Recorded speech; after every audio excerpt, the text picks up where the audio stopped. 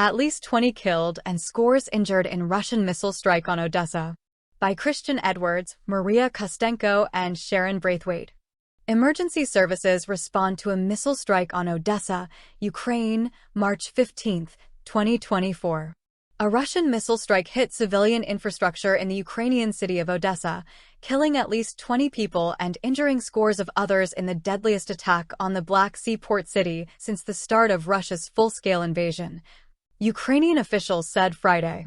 After the first missile struck Odesa Friday morning, killing and wounding civilians, Ukrainian emergency service personnel who had rushed to the scene were then caught in a second strike, in an attack known as a double tap, used by Russia throughout more than 2 years of its war in Ukraine.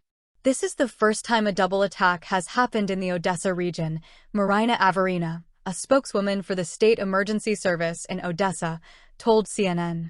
First responders arrived at the site of the strike and immediately began to extinguish the fire, clearing the rubble and searching for victims.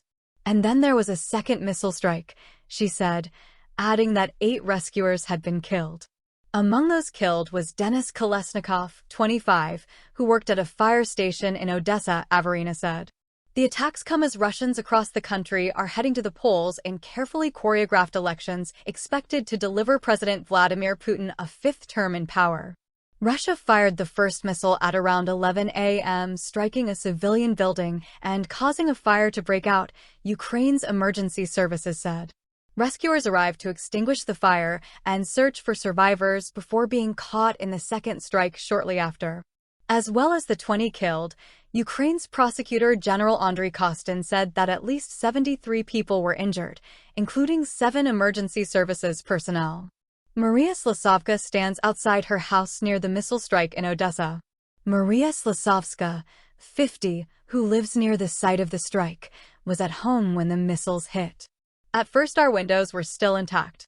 Then about 5 minutes later there was a second blast. The ceilings were damaged. In the kitchen, plaster fell from the ceilings. Thank God my mom wasn't in the kitchen at that moment. The second hit blew the windows out. Then the ambulances started coming in. Then there was a strike after the paramedics arrived. The guys were dead. There were people covered in blood. We are now clearing the glass. In his evening address, Ukrainian President Volodymyr Zelensky called the strikes a despicable act of cowardice and said the search for survivors under the rubble is ongoing.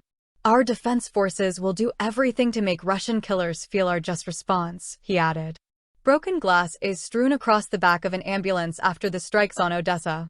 Ukraine's Interior Minister Ihor Klimenko sent his condolences to the families of those killed and wounded, and Denise Brown, the United Nations Humanitarian Coordinator for Ukraine, condemned the attack. The loss of lives and injuries inflicted on civilians and those selflessly risking their lives to save them is utterly unacceptable, Brown said.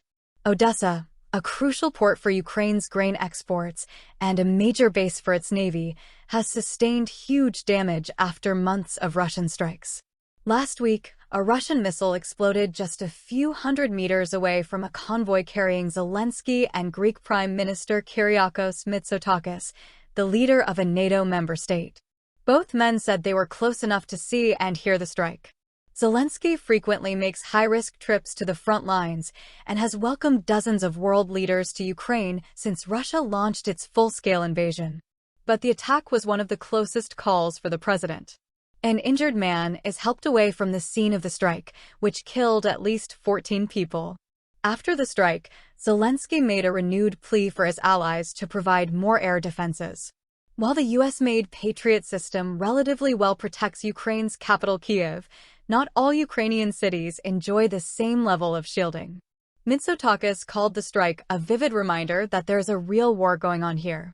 Every day there is a war which not only affects the front, the soldiers, it affects our innocent fellow citizens.